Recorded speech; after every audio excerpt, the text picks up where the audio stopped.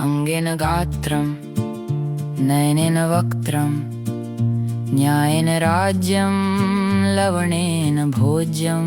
Thumbnail देखकर आप लोग अगर इस वीडियो पर आए हो, ये ज़रूरी है आप लोगों को बताना कि बीएमएस और एमबीबीएस के बीच में मैं इस वीडियो में एक थोड़ा सा कंपैरिजन करना चाहता हूँ।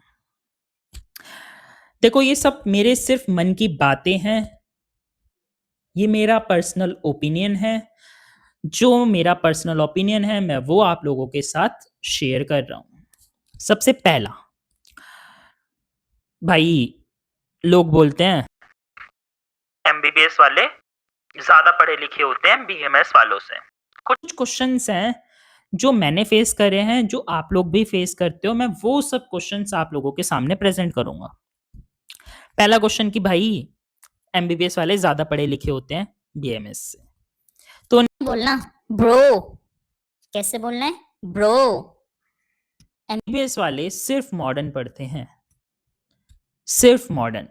बट हम लोगों को आयुर्वेदा भी पढ़नी पड़ती है, हम लोगों को मॉडर्न भी पढ़नी पड़ती है, मॉडर्न भी पढ़नी पड़ती है। सर्जरी की बुक है मणिपाल, जो एमबीबीएस वाले बच्चे पढ़ते हैं। सो क्या बोलना है आप लोगों को? ब्रो, हम लोगों को ना डबल पढ़ना पड़ता है। क्या पढ़ना पड़ता है? डबल पढ़ना पड़ता है। ऐसी इसी एटीट्यूड में आप लोगों को बात करनी है तब उन लोगों से। Change your attitude towards BMS guys. अपने आप को ना प्रायोरिटाइज करना सीखो कि हाँ तुम सबसे ऊपर हो। जब तुम एक बार ये चीज सीख लोगे ना, तब कोई दूसरा बंदा ना तुम्हारे साथ बहस करने की कोशिश नहीं करेगा, क्योंकि उससे पता है यार ये तो एड़ा इंसान है, ये तो जो है कुछ भी बोल सकता है। ठीक है, तो पहला क्वेश्चन आप लोगों को समझ आया, आंसर भी समझ आ गया।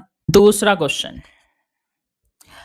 क्वेश्चन है कि यार वो ना एमबीबीएस में ना ज्यादा सैलरी मिलती है as compared to BMS. MBBS वालों के पास तो गाड़ी होती है, बंगला होता है, बहुत पैसा कमाते हैं और बहुत हद से ज्यादा पैसा होता है। पर ये बीएमएस वाले 20-25 हजार की नौकरी करनी है इन लोगों को, और अपने आप को दिखाते हैं ये इतना बड़ा डॉक्टर। क्या है बीएमएस? क्या है बीएमएस? तो अब आप लोगों को आंसर तैयार करना है।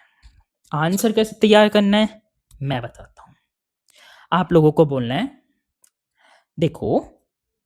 देखो एमबीबीएस में सब लोग लाखों रुपए नहीं कमाते हैं। मान लो मेरे जैसा बच्चा है, मैं अपने ऊपर एग्जांपल देता हूं। मैं एमबीबीएस में गया, ठीक है, मैंने सारी किताबें अच्छे से रट ली, ये मणिपाल सर्जरी की बुक है ना, ओपी घाई सब रट ली। प्रैक्टिस करने गया, पेशेंट के पास अप्लाई करने गया, मुझे नहीं आ रहा, मुझे डिजीज ही नहीं याद आ रही है। अगला पेशेंट कहेगा बताओ डॉक्टर साहब को तो कुछ नहीं आता। डॉक्टर साहब तो भैया चैट जीपीटी कर रहे थे मेरे सामने बैठ के कि ये बीमारी है, इसका डायग्नोसिस बता दो, भले से डिफरेंशियल डायग्नोसिस बता दो, कुछ तो बता दो। सो it's all about your mind. ये सब सिर्फ तुम्हारे ऊपर डिपेंड करता है। Let's talk about BMS guys.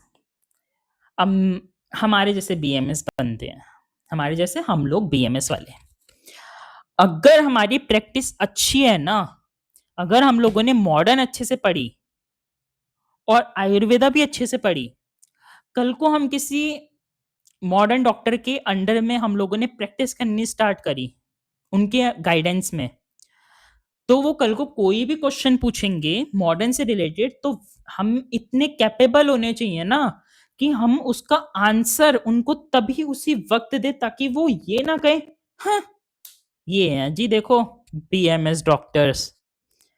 इसीलिए मजाक उड़ता है, क्योंकि हम लोग कभी सीरियस ही नहीं होते अपनी पढ़ाई को लेकर। अगर हम एक बार अपनी पढ़ाई को लेकर सीरियस हो गए ना, तो we are same, we are same, MBBS BMS हम लोग सेम रहेंगे. So it's all about you, me, we all, कि हम लोगों के पास कितनी अच्छी नॉलेज है, उस नॉलेज को हम लोग कितने अच्छे से रिप्रेजेंट कर सकते हैं, हमारी मेडिसिन कितनी अच्छी है, हमारी डायग्नोसिस कितनी अच्छी है, हमारी क्लिनिकल कितनी ज़्यादा अच्छी है.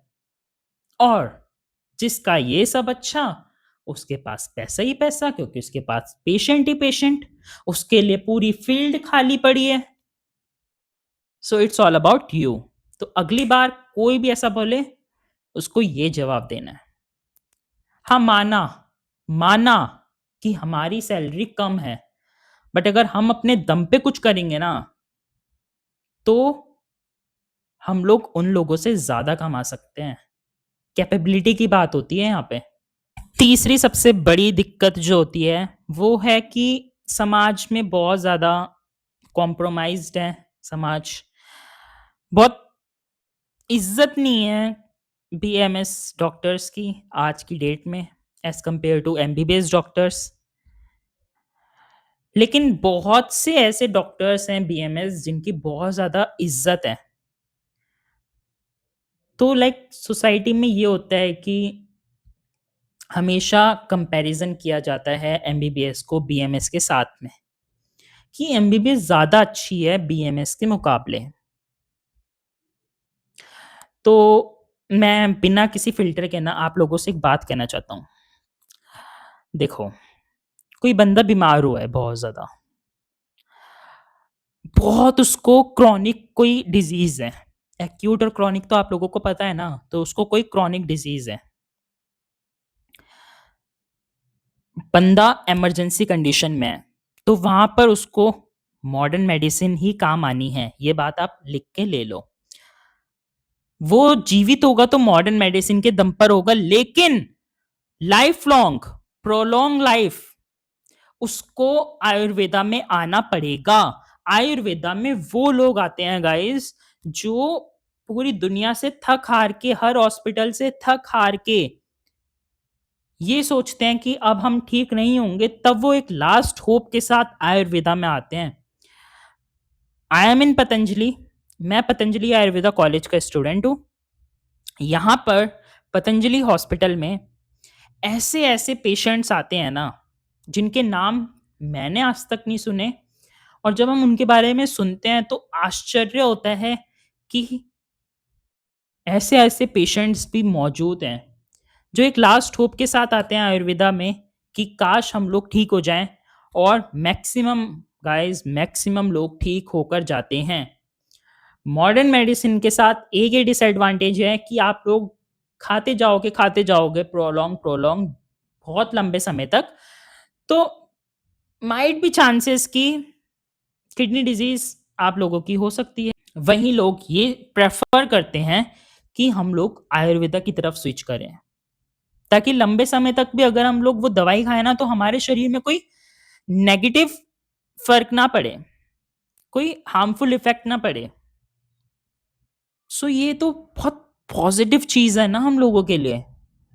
भले ही वो पेशेंट को बहुत लास्ट में समझ आता है कि हम लोगों को आयुर्वेदा में जाना चाहिए, लेकिन आते तो है ना. और ये बात कोई डिनाई नहीं कर सकता है. No one, literally no one.